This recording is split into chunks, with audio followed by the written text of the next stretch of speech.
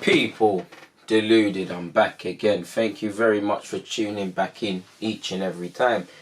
Been browsing the internet, and due to illness and whatnot, there's been some talking points that I haven't discussed with you, and I've got my own talking points. So, yeah, man, yeah, with it being the winter break for Premier League clubs, obviously we look to be going to Dubai. In fact, I say look, we are going to Dubai. It's a chance for us to reflect on our time so far, both the whole season, not that you don't already know what's happened in what can be described as an eventful season for Arsenal, 3 different managers, and also our new tenure after Arteta. Now, Arteta, off the top of my head, I think he's kept 3 clean sheets. In terms of game management and defending and changing our outlook to defending as a team to bring it to the required standard, clearly we need to do a lot more. It's better than what we've seen this season, and it's a bit premature to say we've turned a new leaf, but we are defending a bit better. For instance, I feel even though we drew against Burnley, and it is frustrating to drop 2 points and have 13 draws, we were better defensively. And you look at Burnley, you know, set pieces, they're trying to do things, and there were some nervy moments, but stuff like that we've ultimately improved. Game management is still letting us down, clearly, because we're conceding a lot of late goals, or the goals we're conceding is individuals losing concentration, or what you've seen a lot of the times this season, it's been a lot of penalties, or just not being switched on, just cheap goals, whether it's individuals or as a team, or how we've started the game. Game management needs to improve, as you lot know.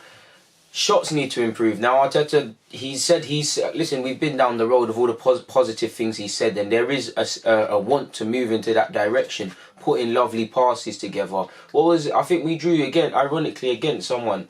And what was it? I think Ozil, Lacazette, Aubameyang finished it. What goal was that, people? It might have even, I can't remember. It's away from home. I know you lot know the goal I'm talking about. I think it was Luiz or Xhaka. They played it in. I think Ozil took a touch, Laka played it, and Aubameyang finished it. And it was a good move. It's like 18, 19 passes. Can't remember I know you not know what I'm talking about, but I can't remember when it happened, innit? Allow me, people. But it is what it is. There's been a willingness to do that sort of stuff, but we're still not taking enough shots. We're a bit toothless in front of goal. The themes are still there, and this is not me being negative or whatever, but the players have to keep this on board. Obviously, when they come back from Dubai, we've got Newcastle at home, Olympiacos away, which that's going to be a tough game. Greek football fans are some of the most passionate, let alone one of the biggest clubs in Greece. They're going to be up for it. They're going to relish playing Arsenal, because obviously I assume they watch the Premier League, and if I'm there, this is the games they live for, innit? Because it's what it is. So and then after that we've got Everton at home. Now, Everton away was potentially one of our worst draws in terms of performance at the time. We've then got an FA Cup game against Portsmouth, and then we welcome West Ham at home. So our next 3 games in the Premier League specifically, 9 points are on the line. You want 9 points? The way we're moving, we're only going to get 3 points, people, essentially. Dropping 7. Yeah. No, that's dead mass. There's 9 points on the line. We're only going to pick up 3 from them games and drop out many points. I knew I messed up my maths there, but you get the point. Obviously, the facts are there. Only Norwich, and this is courtesy of AFC stuff on Twitter, people. I screenshotted his tweet. He said only Newcastle, only Norwich and Watford, with 4 and 5 wins respectively, have managed fewer wins than us this season in 6. 6 wins, 3 draws. I don't have our losses to hands, but we've taken some L's on the pitch. It'd be fair to say we've got to consider these things. Now, we've drawn 13 games. Now, we've seen some positives, but at the end of the day, 25 games played, 6 wins, 13 draws, and 6 losses. It's where we are, where we're at. We're 10 points off the top 4. That's 8. We're able to catch that. It's just the fact that it won't be Arsenal to do that. Top 4 is actually there. It's just we're out of the race. It's been a weird season for everybody, really and truly, and it's about thinking this, people. So especially when you play for Arsenal and you look at it, we've played 25 games, we've got 32 goals. That's the lowest tally of all the top 6, really and truly. I think as a club, we need to really look at what we're doing. As individuals in the team, they need to look at their doing, because again, we all know everybody's situation is different, and obviously you can't just look at players with a dim view as just looking at the price tag and whatnot. But if you look at it, people, we should not be taking these least shots. We should not be this toothless, considering Aubameyang's doing his thing. But just to paint the picture, 50 odd on Aubameyang. Listen, Lacazette right now couldn't. I was about to say something so rude, but he couldn't score in a certain place right now. But he's still been a decent player, and he's done a relatively okay in front of goal. You've spent 50 odd on him. He's not performing. Do you get it? We've spent however much. Okay, Ozil was 40 million, and I'm not trying to blast these players, but you're touching over 100 million on attacking players now. You talk about Pepe, that's 70 odd. Considering the money we are, our club values, the money spent on these players individually, we should not. Goals should be the least of Arsenal's problem. Clearly, there's issues with certain personnel, with a lack of balance when everybody's playing. Arteta has to find the balance. Clearly, there's a case to be said over some players should really keep it moving and some players that should be dropped and all of these sort of things. But scoring goals should be the least of our problems. It should be. You play for Arsenal, we're an attacking club. That's our philosophy. And well, obviously Wenger changed it, and I'm more of a Wenger baby, so you've seen more than me. But you get the point. Our values are to go forward and play this sort of football. Scoring goals should be the least of our problems. And how we defend ultimately dictates results, and we're moving in the right direction, but it's still not good enough. But taking shots, people. I wasn't even planning on including this. This was just me being bored while I was ill, people, and just looking at it against Sheffield United. Of course, all these draws were different contexts and things, but I've got a couple against Sheffield. We took 4 shots. We scored in the 45th. They scored in the 83rd. Again, game management, not shooting, not going in for the kill, as we know. Against Chelsea, again, different contexts, people, and individual mistakes, and not to talk about everything that happened in the game. But the facts are, we only took 2 shots. We only had 2 shots on target, people. We're not having many shots on target. Forgive me if I'm not really stating this. And again, it's good that we fought to the end with Bellerin, but late goals and individual mistakes. Against Palace, we're conceding in the 54 minutes. So game management, how are we starting the second half? Against Bournemouth, again, 17 shots, 2 on target. To be fair, there are some couple of games where we're actually taking shots and whatnot. Let's be fair to everybody. Lacazette saved us against Southampton as well, where again it was the same case. Against Norwich, to be fair, we took 16 shots and had 7 on target in that game. Against Everton, we had 2 on target. I had that in sport, and I think I actually screenshotted some more as well, people, because I was just doing this for my own records and just following the club I love and trying to find any patterns I potentially can. But even the 1-1 draw against Wolverhampton earlier, people, again, it was a Jimenez late goal when we took the lead, and we had 10 shots but only 4 on target. So it's the quality of finishing and the chances of the creation of our chances, because we're having a lot of possession, but we're not scoring enough goals. Both all the front men, apart from Aubameyang, of course, there's not, and Martinelli within reason. Not too many men are scoring, but as a team, we don't look. There's many problems, and we need to defend better, and that's what I would like to see first and foremost. But there's not. You look at our midfield, not to criticise them, but you can't really see who's going to get goals there. So Arsenal have a difficult decision. Can we either do some tactics and coaching and provoke these players to shoot more and try and get in them positions? I don't necessarily believe it, but is there scope to turn certain midfielders into goal-scoring midfielders? Do you go out and get someone? Because our midfield is very toothless. You know, Torreira, that's not his skill set. Xhaka has scored some Hollywood goals, but it's not his skill set. Guendouzi needs to add goals and assists, but would you necessarily have him down as that? I don't believe Joe Willock's a 10 or creative midfield. I believe he's box to box. I believe he can get goals, but his decision making at the moment isn't of the required standard. And he is 20, turned 21 in August. He needs to buck up his ideas. We do need a midfielder that can play in the place of Torreira or have a similar style to Torreira. We do need someone, if they could, that can progress play and build play from deep to a greater standard and and create chances from deep for the front men and solve this issue of whether you believe in Ozil, Lacazette, Aubameyang or whoever. There's a constant theme of many of the time our players are having to drop. It's changed a bit under Arteta, but we're going into old habits.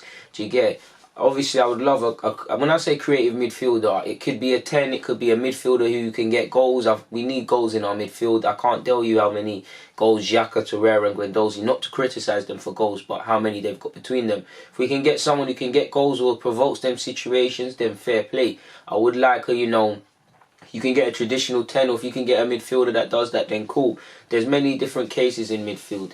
We're going to have a difficult decision in the summer as well, people, whether Arteta is as well, the board is as well. And for Arteta, I hope they're going out there and they're genuinely looking at our centre-halves and they're saying he needs that. Creativity is an issue because there's no goals in our midfield. Let's go out and get him a midfielder or 2. we need to make a decision on the strikers. Arteta can have his sporting input, but we need to make a decision on the strikers. I don't think any decision is necessarily wrong, and any decision can really paint anybody. I don't think there's necessarily a 100% positive outcome with any decision Arsenal make in this scenario, particularly with Aubameyang, regardless of Lacazette's form. Less so Ozil, but Lacazette, more so Lacazette, regardless of his form. The option A, obviously within line with what Raul Sanllehi allegedly said initially, people, in that he wants to, you know, if you're running down your deal, you're going to keep it moving. Mesut, Aubameyang and Lacazette, they'd all be gone in the summer. And obviously, some people would say if you're going to reinvest the money, which I don't think FFP would allow you to, then fair play.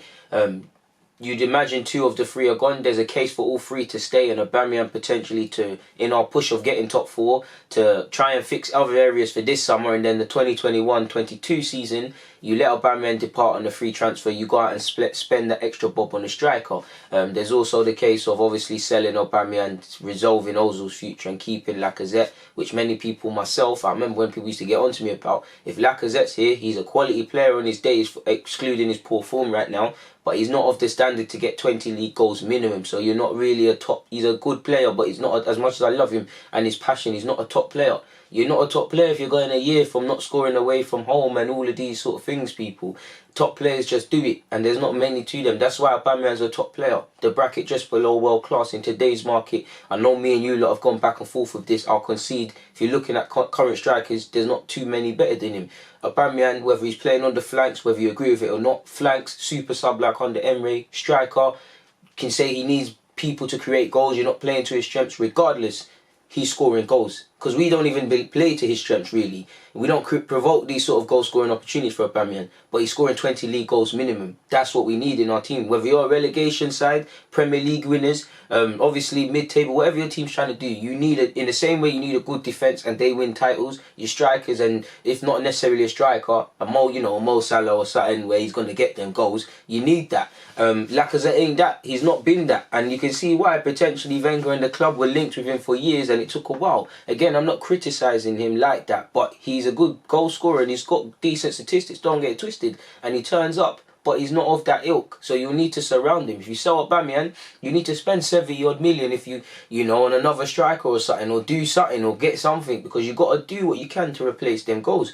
Obviously, if you sell Lacazette, Eddie would have a chance. If Eddie can step up and be that plan B, that, you know, that sort of, in City's case, that Gab Jesus, you know, we've got options on the bench. You're a capable striker if your time comes.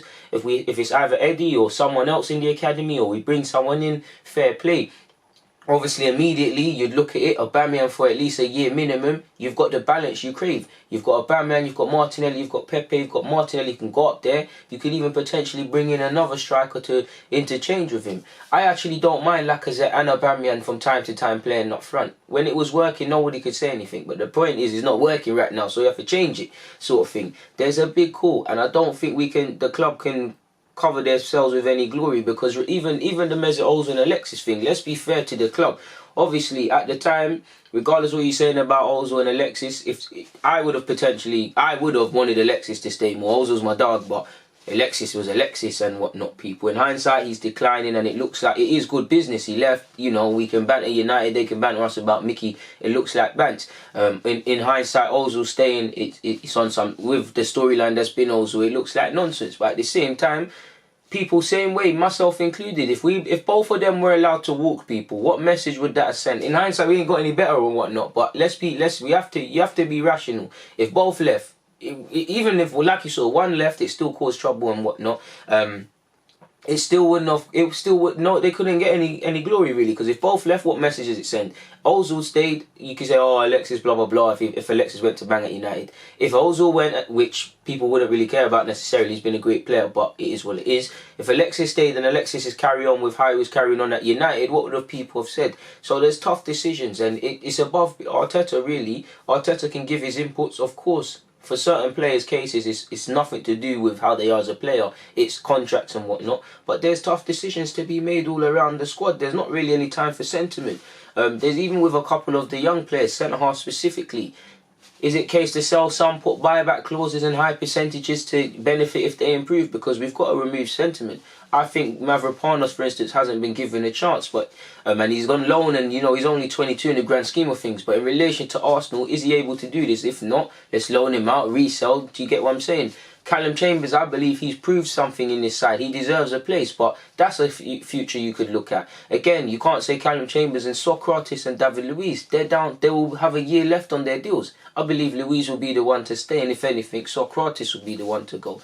No time for sentiment. I believe Arteta believes in Mustafi and whatnot, on a professional basis, but I believe he also, deep down in his heart, knows that he potentially needs other centre-halves and whatnot to come into the club. Again, regardless what you feel, Mustafi, I would sell him. I don't know what you lot would do, but he's contracted until 2021. Difficult decisions, and it's above Arteta. You've got to make a serious decision on the key players, or I call them the shirt sellers. When you say Arsenal and you list the 5 players, you're probably going to say the Mesets, I'm about to say Alexis, the Aubameyangs, the Lakas and things. Decisions has to be made on them. Decisions actually have to be made with a couple of the young players. You look at Joe, you look at Maitland-Niles. What specific midfielder is Joe going to be? How do we make him that? Maitland, what is he going to be? Do you see what I'm saying? And all these other players, Guendouzi, what is he going to be? Difficult decisions.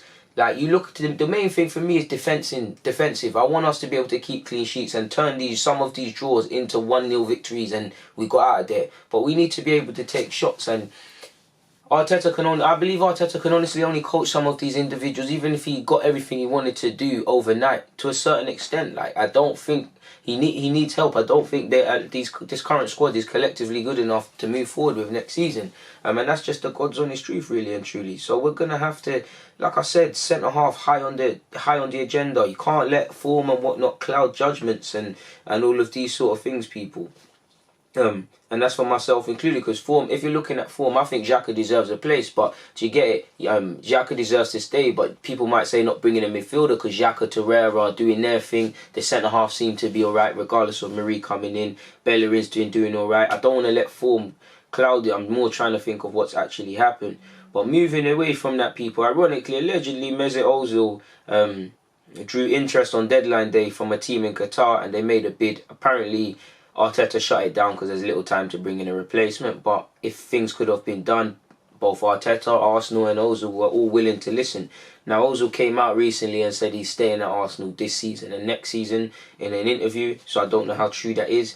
Regardless of what you believe on his form, since Arteta's came, it's been a dramatically better period for him than with Lundberg dropping him, and definitely when Emery was here, because Emery had no time for the tantrums. It is what it is. It didn't happen. And to be fair, regardless of Ozil, the creativity in our side, Arteta probably for this season, if he couldn't bring someone in, he's shooting himself in the foot. Does he believe necessarily in Joe Willock's capabilities to see it out to the end of the season? I believe he believes in Joe long term, but it's a lot of burden to hold. Clearly, I don't know what he's on with Ceballos, if he believes in him or not. If there's an injury, I don't know, but I just see him not playing. This is all coming out the mirror, so you have to take it with a pinch of salt, people. But also, for what it's worth, allegedly, Daniel Almo, who's obviously now joined Leipzig, and we was all, you lot and me, were all saying we should be going for this guy like a year ago. Not that we're always right. And we also wanted Carrasco, who's actually returned to Atletico Madrid. We've been linked with these two players before. Ozil is someone that clearly the club are trying to move away. So again, it's easy for whoever the writer is for the Mirror to invent this story if it's not true. If there isn't legs to it, people. If there is, then fair play to the guy. Moving back to what I was before I started harping on about all of that, though, people. As you lot know, we're going to Dubai on Thursday. We're going to Dubai on Thursday for warm weather training or camp. And we will train daily from Friday before returning the following Tuesday to prepare for the visit on the 16th of February of Newcastle, people. So it is what it is. Apparently, interestingly, Arteta's in the build-up, so obviously today and yesterday and whatever in the build-up, they have to report on Thursday because they're flying out. Apparently, Arteta's given the players 3 days off.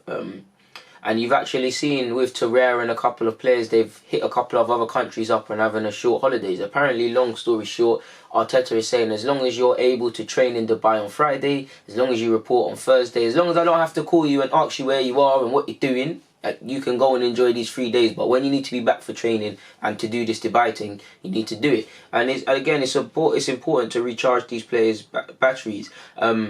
yeah, man, they're going to have to report to the hotel and do what they need to do. And for me, I'm looking forward for these players to have this trip to Dubai, regardless of what I feel about certain individuals or whatever. For Arteta, it's a chance to bond with them. Obviously, it's a chance to do his tactics and a mini pre-season of sorts and all the tactical stuff and all the stuff we've just spoken about and we know. But it's also a chance to bond with his players. And when you bond with your players like Klopp, it's a different sort of level. You see, there's certain things in football you can't explain. Like, obviously we can talk tactically how Barcelona bottled it against Liverpool, but to all believe, they wouldn't get that belief if it wasn't for the fans first and foremost. But if Klopp didn't believe in them and if they didn't believe in what Klopp was saying, the team wouldn't bang and they wouldn't have come back. There's certain things in football, and to be fair, I'm getting goosebumps thinking about it. You can't, you need to have that chemistry, that link, that brotherly love, that camaraderie. And that actually comes with bonding off the field and whatnot, really. And that's a chance to do that. Apparently he said you can bring your families through. That will obviously help the players settle as well, especially the new ones who you look at Suarez and Mari. Can't imagine, obviously everyone's friendly, but they're not best of friends yet. They might be a bit shy and we need them man there to integrate into the team, another plus point. But that will help them bond. Obviously you can imagine, like the report said, dinners and whatnot, it makes for a more friendly environment, and there will obviously be dinner, I imagine, where women and kids can't come. No, not on gender, people don't get me. It's male football. If they got wives, which he said he's gonna come, cool. If they've got anything else, I ain't got no problem. So don't mix me up in what I'm trying to say. But like I was saying, obviously there'll be time where family members are not allowed, and it's more professional, formal sort of meeting, which has benefits. But you also want them to see what Arteta's like actually away from the field. Arteta needs to see what these lot are like away from being serious and whatnot, and just let your head down. Almost drunken soul searching. I'm not saying man them have to go and drink and whatnot, but you gel on the next level. And you can imagine, as well as training in Dubai and obviously sponsorship opportunities and commitments and meeting fans, there's going to be a lot of downtime, golf and the clubbing is going to be an obvious thing. I know football fans have a problem with players enjoying training and laughing in the change rooms after training's done and actually going out. Everything in balance, of course. But it is what it is, man. I'm excited to see, man. And obviously, it's a chance for, I hope a couple of young players get an opportunity to go, hopefully. I feel a couple of them deserve it, but I'm positive. I just want to see everybody bond and integrate and just understand Arteta's tactics a bit more. It's the closest thing until pre-season comes that he's going to have to pre-season. He's also said as well, Arteta himself, he said it's good to get away. He said the last 2 or 3 months have been tough on them, so I want to give them a few days off. Then we're going to Dubai and start working and focus on Newcastle. We have to stay positive. It's very tough to come to Burnley, and when the game develops like this, to control it, it is hard. I wanted to win so badly, and I'm disappointed. I'm more disappointed with the unnecessary balls we have given away and put ourselves in trouble with. The high press, and they are good at that, but in many phases of the game, we could have done better. When we did better, we generated the chances we wanted, and again, that is 100% facts. So yeah, man, it's all a promising one. Our goalkeeper Leno has spoken as well. First and foremost, people, he's spoken about our new signings. He said, not in a disrespectful way, but I don't know the players, but I think they have the quality to join Arsenal. With them, we have more options. Marie is left-footed, so as a centre-half, that is a good option. Hopefully, they can adapt very quickly to Arsenal. He has also went on to say, we are playing very well. We have a good mentality, and now we have a little bit more time to work in training. Of course, we need to score more goals because defensively, we're doing very well. Which is, I wouldn't say very well. What we're doing, definitely better. And there's an improvement of sorts. Improvement is a subjective word, but we've got a long work to do. Offensively, I think we can score more goals, but we are on the right path. Yeah, we're shooting more than we was under Emery, but we still need to shoot, my dog. But moving forward, I agree with everything Leno has said so far. He has said as well, we had chances to, this is obviously in relation to Burnley, we had chances to score 2, maybe 3 goals against Burnley, but I think everything is still further along. I think we have chances in every game and we just need to take these chances. Amen, bro. I think, first of all, it's not just the defenders. You can see every player, even the strikers and wingers, are defending well. Also, at set pieces against Burnley, everyone was unbelievable. It's difficult to defend against these strong players as we don't have the biggest players. Of course, I'm seeing Martinelli and Guendouzi, man, marking Woodard and man there. And I think it was Cork. He threw either Guendouzi or Martinelli, one of them out the way. I was thinking, ref, make sure you're watching this, But I agree with Leno, and I don't know if I've actually mentioned this in that vid, but I did think set pieces against Burnley, we did well. He's also said, I think there's a mentality that everyone defends and we are defending we are defensively playing much better than before. Unfortunately, we didn't score. Everyone can see we have a new manager and a new mentality. We want to build something here at Arsenal. Very bullish indeed from Bert Leno, man. Hopefully we can do something.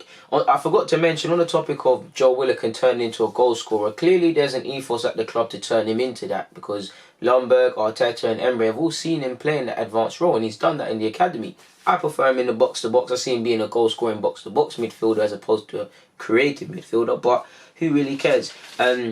But again, just in case I didn't mention it, what specific midfielder is he going to be? Because, again, he hasn't played 90 minutes too many times, but 28 appearances, 4 goals in all comps. For Arsenal, he scored 7 goals in 45 appearances. Of course, he's not always played 90 minutes, and the bulk of that is a sub option or in low-caliber games or primarily cut games, so you have to cut him some slack. But you get the point, people, in that regards. They need to, like I said, to wrap this up, there's no time for sentiment. And if the club are serious, you have to identify the areas. Who can come in and create chances for us? Who can do the Torreira thing for us? Who's going to get us goals in midfield? Make a decision over these strikers, because if, again, it's easy for me to sit here as a fan, but Newcastle technically had a bid rejected for Samore, in the sense that the player rejected it, the club accepted it, he didn't want to come. They tried to get Saint-Maximin allegedly to FaceTime him. For me, fair enough, it didn't bang for Newcastle, but that's ambitious. We got to be doing things like that. 45 million to Lille, Samore is someone that we should be going for. Everybody and their nan's linked with him in terms of European clubs, so it's probably a myth. But that's someone there. And if you, considering we've bought Pepe already from them, considering we want Gabriel, go and seal that double sweep if that's genuinely what you want, based on the fact that we've been linked with these two players. And then identify a creative midfielder so we know who's coming in.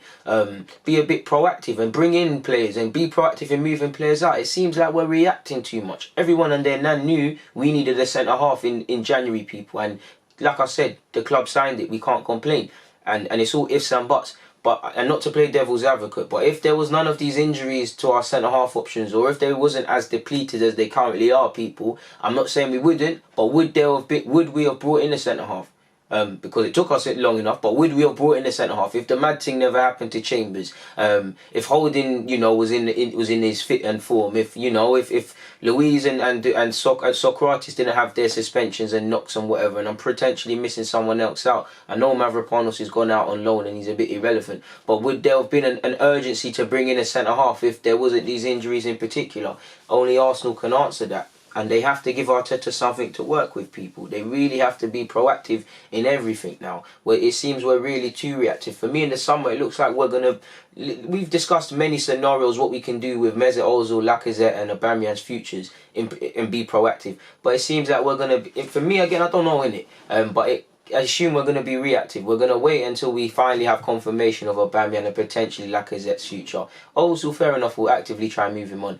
And we'll react accordingly. I don't think we're going to go out there July or whatever when it opens. Let's just say Aubameyang's decide he's busting out. You go to your club, it is what it is. We're bringing in this other striker. I don't think we're going to do that. I think we're only going to, in that same example, Aubameyang says, you know what, I'm not signing a new deal. If you want me to run down my deal, cool. And they say we're going to sell him. Then we might go for someone. I don't think we're going to be proactive in these examples, because we know we need a midfield, and apparently the club tried regardless. But you heard a lot of that. You need one with Xhaka, and shout out to Xhaka for his form. But you heard we're really trying to only bring one in depending on if that Xhaka to Hertha Berlin was going to bang, which it didn't, and it's been put to bed. So I'd want to be proven wrong. Again, I don't know. I'm just an honest football fan, so we'll have to see. But in relation to what I've been here to speak about, I've got nothing else to bore you with, so I'm going to get out of here. People, thank you for watching and rocking like usual. DG, I'm out.